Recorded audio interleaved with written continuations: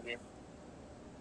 सोए हुए हैं तो सभी साथी जाग जाए और थोड़ी सेवा कर देंगे। साथी को लिंक भेजेंगे फॉलो करके हैं आगे मिनिस्टर के पास। आइए मिनिस्टर, वेलकम, स्वागत है आपका। आइए। वेलकम सर जी, वेलकम।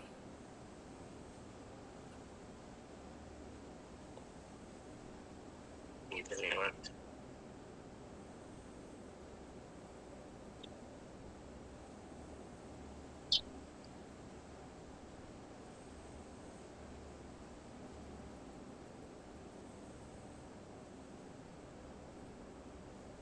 स्वागत है सभी का, सभी आपके प्यारे दुलारे बड़े बच्चे पधार चुके हैं, पधार रहे हैं, पधारने वाले हैं। इसी कारण से नहीं आ पाए, सबका हार्दिक स्वागत।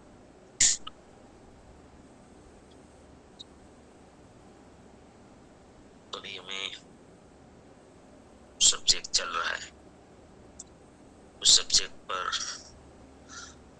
कल बहुत ही अच्छे पॉइंट्स आए थे और जो भी चर्चा हुई इस पर्पस हम सब जानते हैं कि हम अपने जीवन में जो आए हैं, मानव जीवन में हमें इनको वसूल करना है और ये सब बाधाएं हैं जो हमें ऊपर उठने नहीं देती और बहुत बड़ा नुकसान कर देती है इंसान का, जिनके कारण हम इतने एवरेज रह जाते हैं कि हम एक सामान्य मानव की तरह भी जी नहीं पाते। मानव होने का जो गौरवशाली ये समय मिला है, जीवन मिला है, उनका कुछ भी नहीं कर पाते और इस चीज में हम फंस जाते हैं, गलत चीजों में फंस जाते हैं। क्रोध एक ऐसा चक्र है और ऐसा चक्रव्यूह है कि एक बार उसमें फंस गए तो फिर इसमें जीवन में बर्बादी के अलावा कुछ भी नहीं है।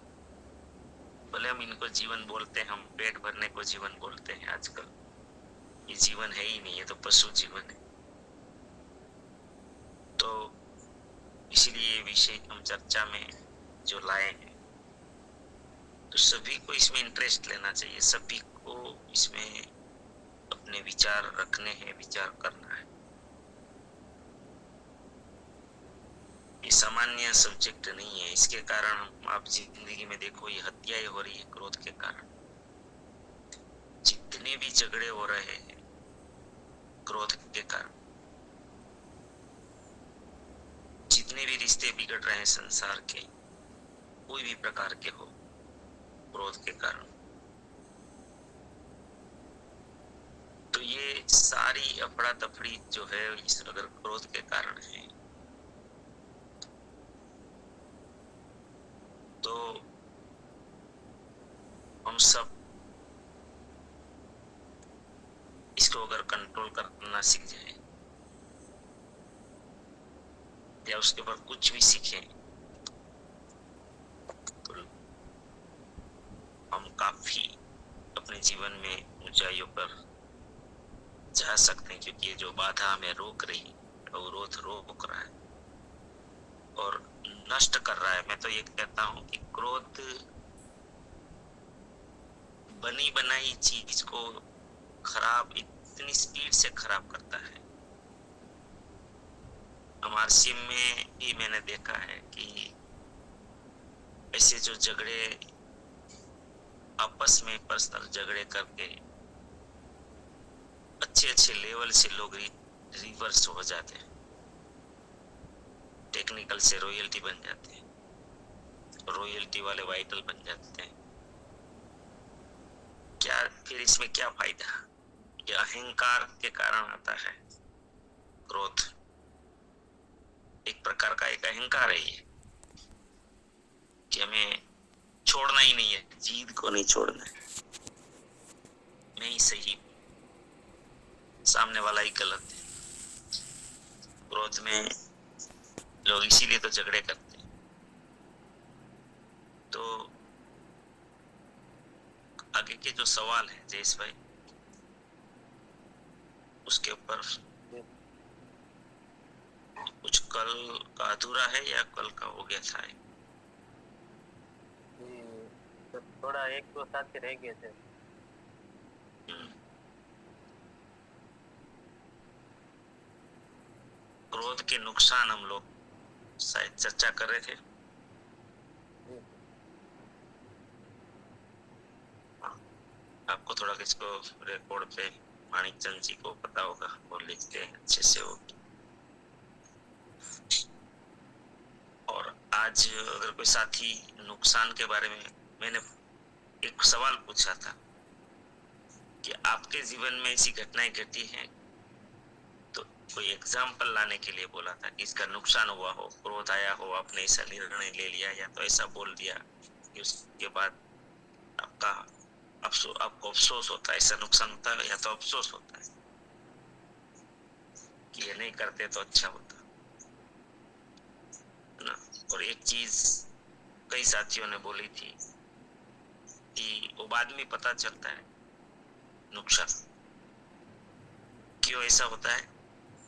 तो परमात्मा ने जो हमें, हमारी जो सिस्टम है कि जब आप इमोशंस में होते हैं, चाहे वो पॉजिटिव इमोशंस हो चाहे नेगेटिव इमोशंस हो, तो नेगेटिव में ज्यादा असर ये करता है कि विवेक बंद हो जाता है।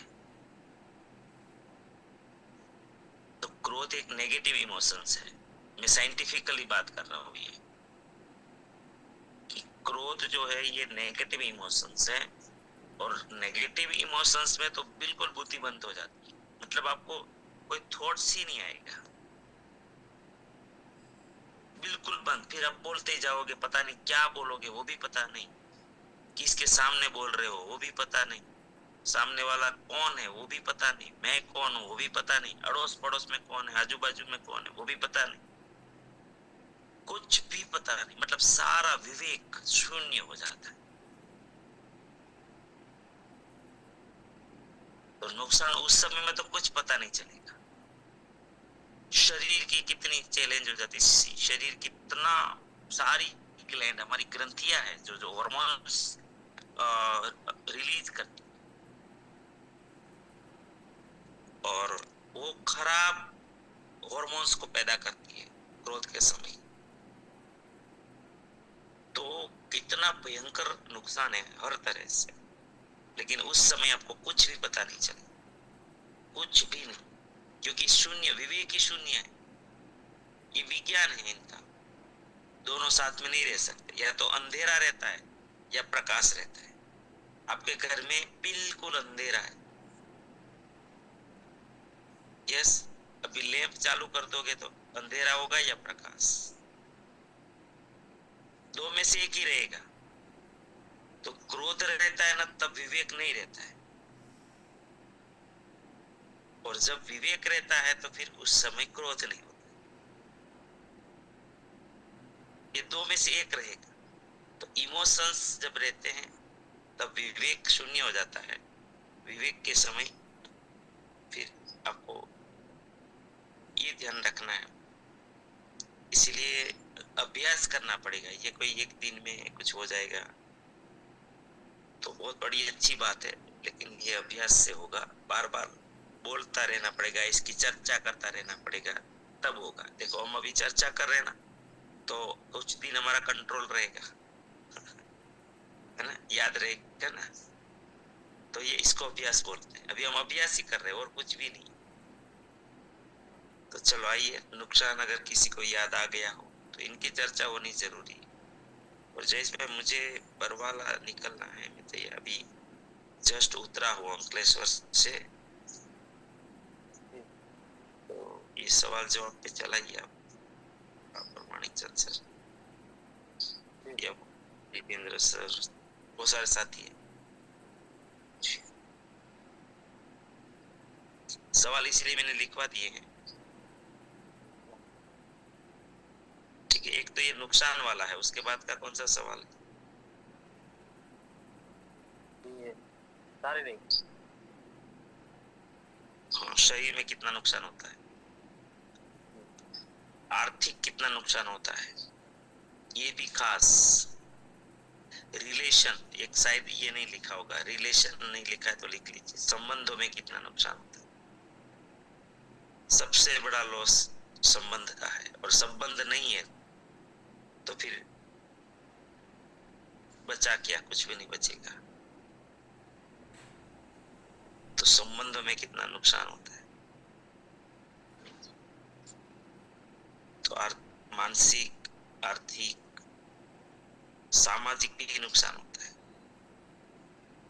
कि समाज में वैल्यूज डाउन हो जाती है, तो फिर आपका कोई काम नहीं होता है, फिर लोग सिर्फ आपके साथ फॉर्मेलिटीज करते हैं काम के लिए, बाकी कोई आपके साथ रिश्ता नहीं रखेगा।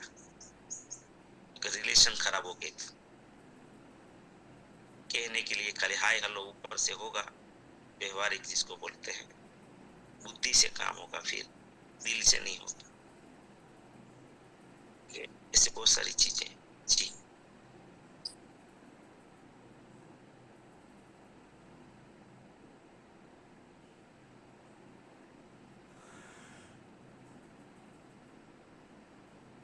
ये धीरज सर। सर कोर्ट में ऐसी बात है कि हम दो भाई थे, तो एक बार मेरा झगड़ा हो गया था तो पिताजी के डेथ के समय। तो आज भी आने जाने का रिलेशन है, पर बोलने चालने का कोई रिलेशन नहीं है सर। अभी मैं प्रार्थना करता हूँ, फिर भी सर उसका एक असर हुआ है कि वो आना जाना चालू हुआ है, बाकी सब कुछ बंद हो गया था सर। कोर्ट में एक थोड़ा सा गलती हो गया था, उसकी वजह से मैंने कुछ बोल दिया था, तो इतना बड़ा नुकसान हुआ कि पिताजी की जो विजय करनी थी, जो भाई छोड़ के चला गया, नहीं है तो मुझे करनी पड़ी। जो मेरा बड़ा भाई है, तो वो जो विजय करनी है पिताजी की, तो उनको करनी थी, वो विजय के दिन भी नहीं आया सर। तो इतना रिलेशन खराब हुआ, आज भी सर मैं उसका नुकसान भुगत रहा हूँ। मेरे को अपनी गलती का एहसास हो गया, फिर भी सर मैं प्रार्थना करता हूँ, फिर भी ठीक नहीं हो रहा है रोड से सर। नहीं, सब होगा बिगड़ जाता होगा। है। आप वही वो नाम लिख के जो आपने मंत्र दिया है ना, वो मैं आप उसका नाम लिखना है कि मैं, जैसे कि जो नाम है उनका, जैसे मैं आपका विजय भाई नाम, तो विजय भाई मैं आपको प्यार करता हूँ, क्योंकि आपके दिल में अभी क्या अफसोस है, तो ये बिल्कुल सुधर जाएगा। 100%, 100% विश्वास रखो, 100%। बस आप बोलते रहो, आप चिंता मत करो भाई, जो आपको अफसोस है वो बिल, इसका मतलब कि इसमें फिर अब और कुछ नहीं, बस यही हो गया, काफी है इतना। तो ये बोलते रहो उनका नाम लिख के कि मैं विजय भाई आपको प्यार करता हूँ, बिना शर्त माफ करता हूँ, जाने अनजाने कोई गलती हुई है तो माफी मांगता हूँ। विजय भाई मुझे आपसे कोई कंप्लेन नहीं है, और आपको भी मुझसे कोई कंप्लेन ना हो, ना रहे। ये मंत्र जब भी आपको याद आए, तो इसको अगर रूटीन में ले लेंगे, कभी कभी लिखेंगे, समय मिले तो ये 100% श्योर कोई ऐसी घटना घटेगी। आप ये मत सोचो कि ये कैसे होगा, ये कभी नहीं सोचना है, ये कैसे सुधरेगा, ये भी संबंध, ये भी नहीं सोचना है।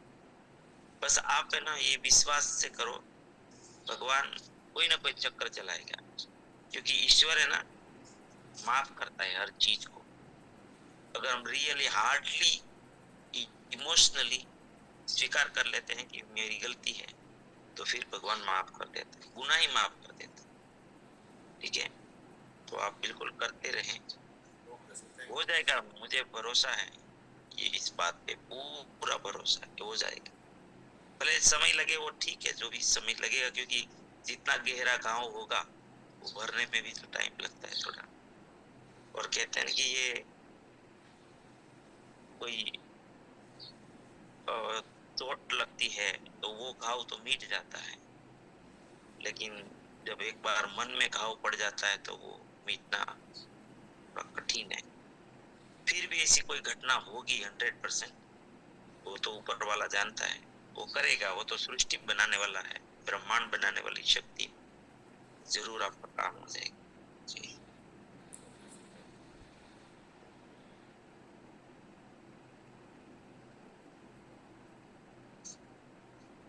ये रखिए सर।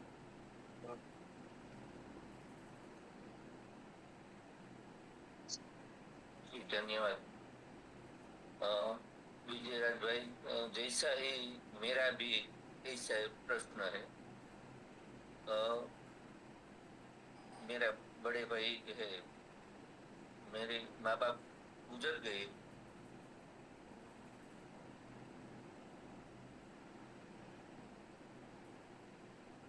बाद में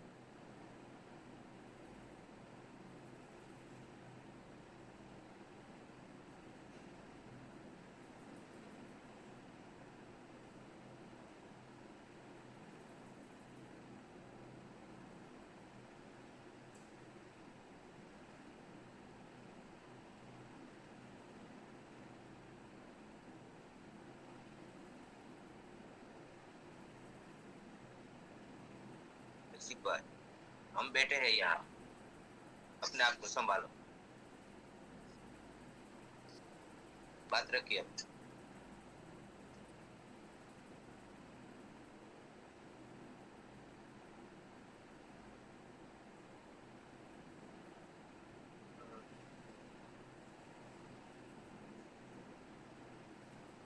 पानी पी लीजिए।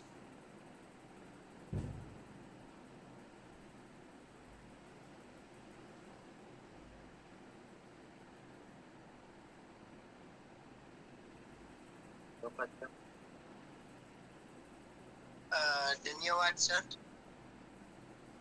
मुझे गुस्सा पहले तो बहुत आता था, लेकिन अभी तो काफी हद तक कम हो गया है।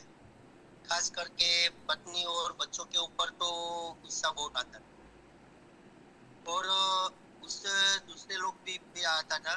बहुत जो गलत होता है तो उसके ऊपर मैं बहुत गुस्सा करता था, लेकिन नुकसान तो मुझे ही उठाना पड़ता था। एक हम मेरे समाज में कोलिकनारी समाज में मुझे 3 साल तक मुझे मंत्री बनाया था, 2023, 24 और 25। तो उसमें मंत्री बनाया था, तो आगेवान पटेल और मंत्री क्या बोले, खजांची आप शायद बोलते होगे, तो पटेल मंत्री और आगेवान लोग बेचे। वहां से हम जो समाज का जो केस आता था तो समाज में आता था, तो उसमें एक कुटुंब का केस आया और वो गलत था। तो मैंने पक्ष नहीं लिया, तो मैं गुस्से में आकर बोल दिया कि गलत है, ये सही नहीं है, ये विरुद्ध है, वो गलत है। तो उसने, ये परिवार ने, मेरा अंकल है,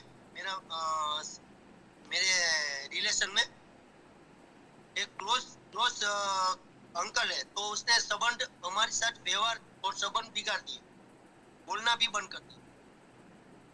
लेकिन जो लोग ऐसा भी होता है कि सही बात को बोलने में ऐसा भी होता है, सही रास्ता पर पकड़ने में ऐसा भी होता है। और क्रोध मुझे बहुत आता था, क्यों कि सामने वाले जो गलत करता है तो उसके सामने मैं क्रोधित हो जाता था।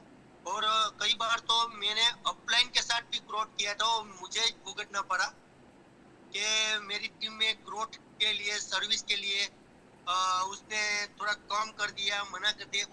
उसके मेरी भूल थी, और मेरा ही जो मैंने क्रोध किया था उसका परिणाम मुझे भुगतना पड़ता है।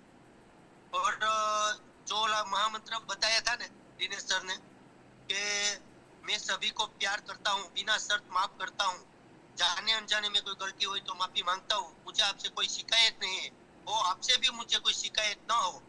वो महामंत्र में जो नाम लिखना था वो लिखकर मैंने जो काम किया ना, तो उससे भी मुझे रिजल्ट आया है, और धन्यवाद का भाव है ना, उसके भी रिजल्ट आया है।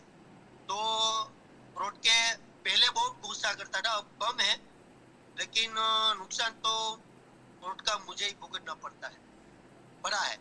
धन्यवाद सर।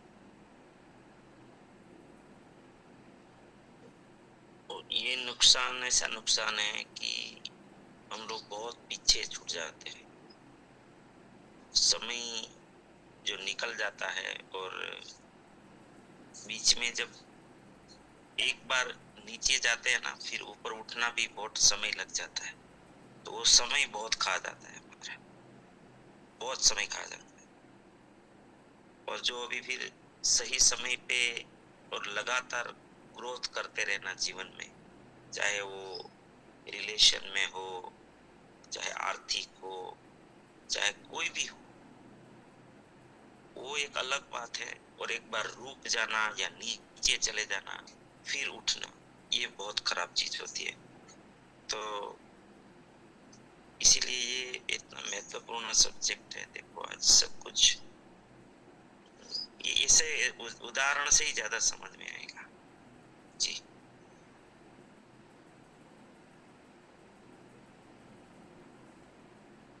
आइए दिनेश गंगूसर, वेलकम। Good morning જીઆરસી।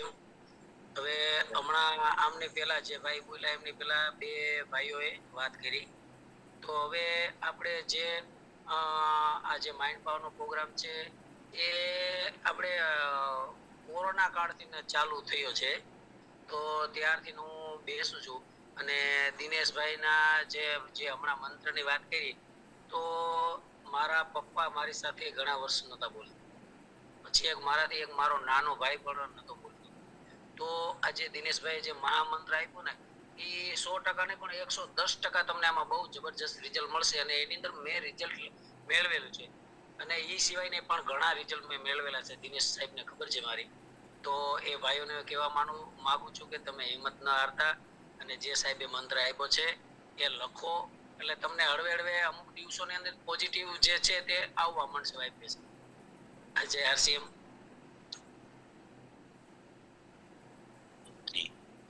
દરેક જગ્યાએ ઉપયોગ કરજો, રિલેશ ખાસ કરીને પરિવારમાં। મેં કીધું ને એટલે મેં બધું લખાયું તમને। કોઈ આર્થિક હોય કે તમારા પૈસા ફસાયા હોય વ્યવહારમાં, ત્યાં પણ ઉપયોગ કરવો। રિલેશનમાં તો અતિશય ઉપયોગ, ખાસ કરીને ઘરમાં। તમે ખાલી બાળકોને કે ઘરમાં કોઈને ગરમ થઈ જાય ને, ઘણી વાર તો અપેક્ષામાંથી ગુસ્સા જ આવે છે, તો અપેક્ષા ન સંતોષાય તો ગુસ્સો વારંવાર, અને ઘરમાં સૌથી વધારે જો ગુસ્સો થતો હોય તો જેની સાથે તમે રહો છો ને એની સાથે જ થતો હોય।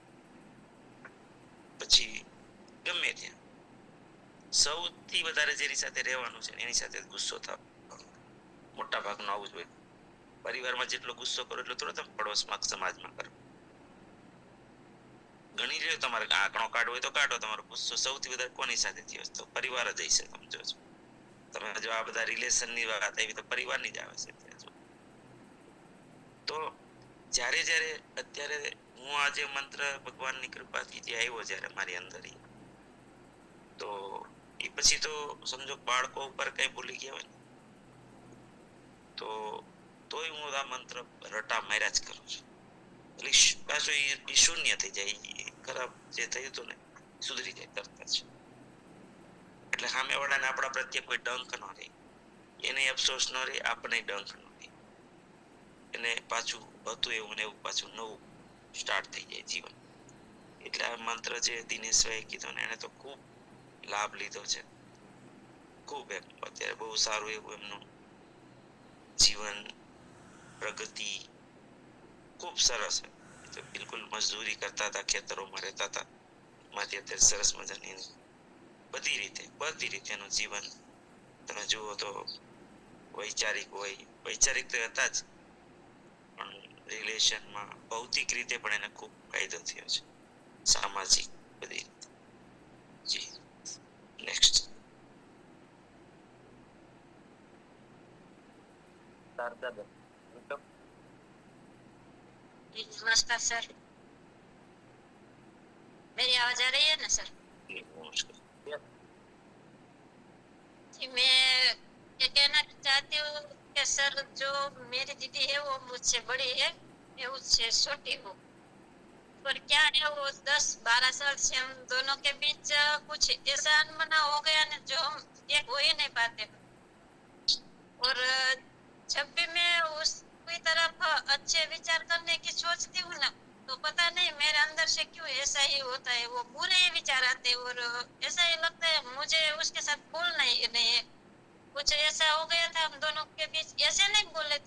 मगर कुछ घर के ऐसे मामले थे इसलिए कुछ बोलना हो गया था। हम सामने सामने तो कभी बोले ही नहीं थे।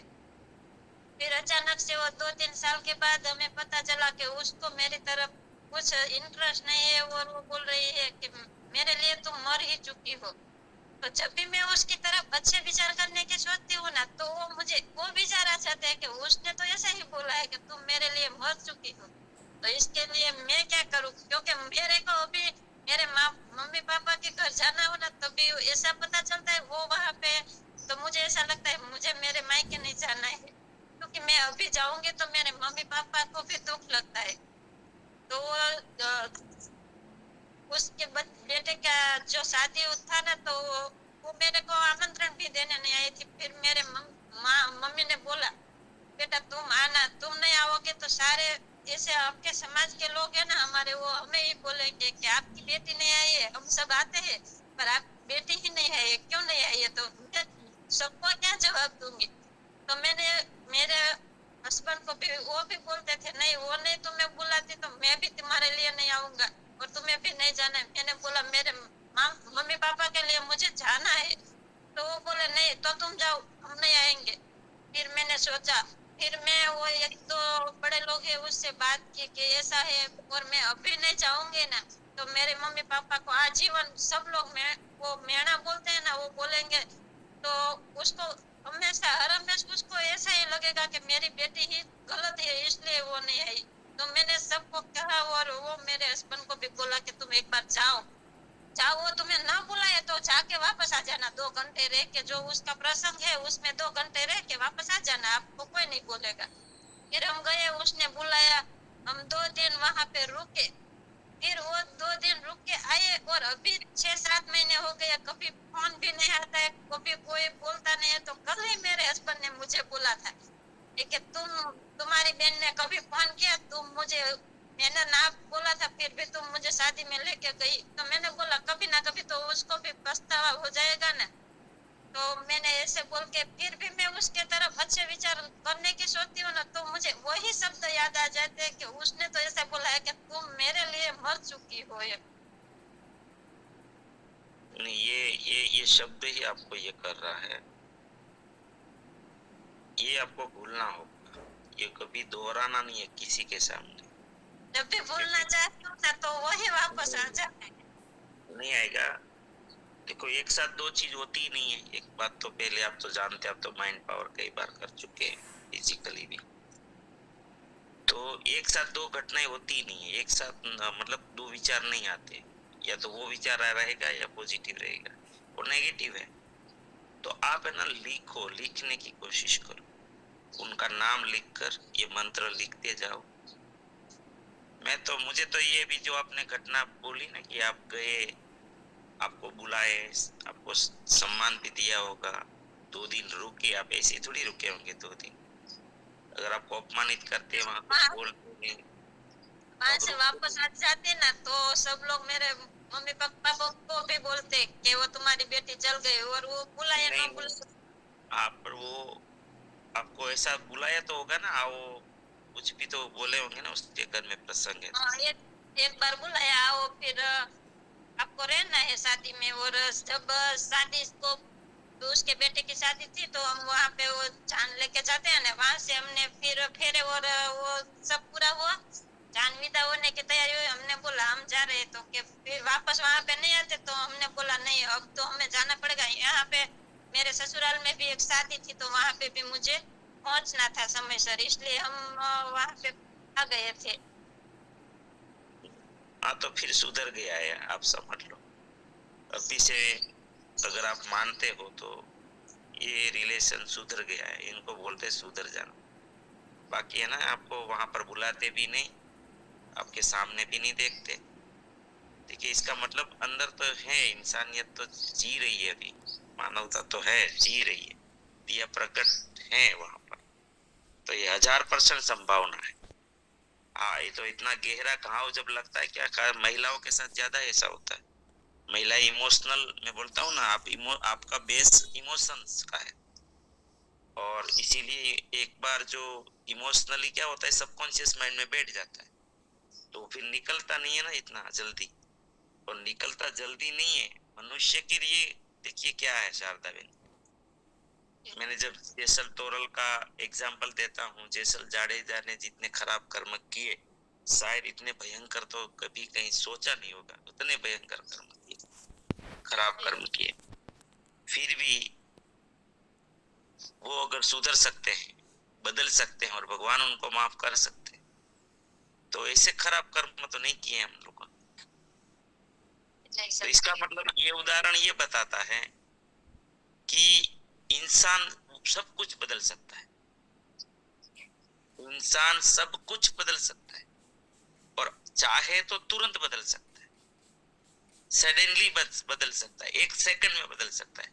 इंसान में ये ताकत है, बाकी दूसरा कोई नहीं कर सकता, दूसरी कोई यूनी नहीं कर सकती, बस इंसान कर सकता। जी सर, मैं ऐसा ही करती हूँ। मेरे मायके जाती हूँ तो जब भी मुझे मिलते हैं ना, तो मैं ऐसा ही करती हूँ कि मैं उसके नजीक चली जाऊँ, पर जब मैं उसके नजीक जाने लगती हूँ तो वो मुझसे दूर भाग रही है। नहीं, ये कोशिश मत करो, फिर ये कोशिश, नजदीक जाने की कोशिश मत करो। सबका अपना अहंकार होता है, तो फिर वो स्वाभाविक है।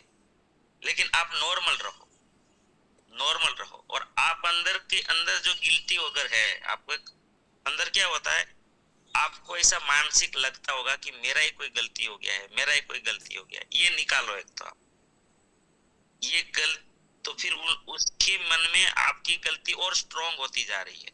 सबकॉन्शियस माइंड को शब्दों की थोड़ी जरूरत है, वो तो रडार का काम करता है। जैसे मैंने अभी आप बोटाद में आए थे तो आपने देखा ना कि आप जो सोचते हो,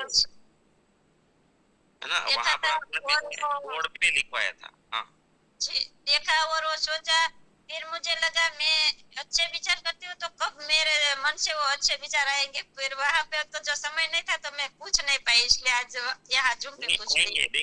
देखिए मैंने ये भी उदाहरण दिया था बोटाद में, मुझे याद है।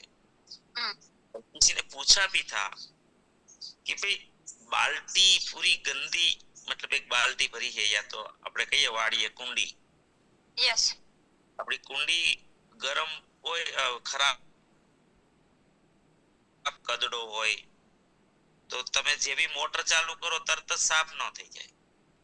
કલાક 2 કલાક મોટર ચાલે ને ફૂલ, ત્યારે કુંડી આખી સાફ થાય। तो ऐसे ही ये जो गहरा आघात लगा है, बस आप पॉजिटिवली करते रहो, ये मंत्र बोलते रहो, वो डालते ही रहो सकारात्मकता का, और ये साफ हो जाएगा, 100% हो जाएगा। मैं तो कहता हूँ 1000% हो जाएगा। आप बस विश्वास करो, 1000% हो जाएगा। लेकिन उसको नजदीक ज्यादा नहीं जाना है। आप ये समझ के, तो क्या थोड़ा अहंकार होता है, एक सूक्ष्म अहंकार होता है सबका अपना, तो वो ईगो थोड़ा आ जाता है। इसलिए आप नॉर्मल रहना, कभी भी मिलो बस हाय हेलो दूर से कर लो, बड़ी है तो नमस्कार कर लो, जो भी आपका सिस्टम, जय माता जी, जय श्री कृष्ण, जो भी हो, राम राम कर लो, और अपनी एक मर्यादा में वहां पर रहना। ऐसा उसको नहीं लगना चाहिए कि ये आना चाहती हैं, ऐसा नहीं, ऐसा मतलब जिसे कहते हैं ना भाव खाते हैं लोग, तो ये एहसास नहीं होने देना है। बस हमें पॉजिटिव रहना है और ये हो जाएगा। जी जय भाई, प्रार्थना।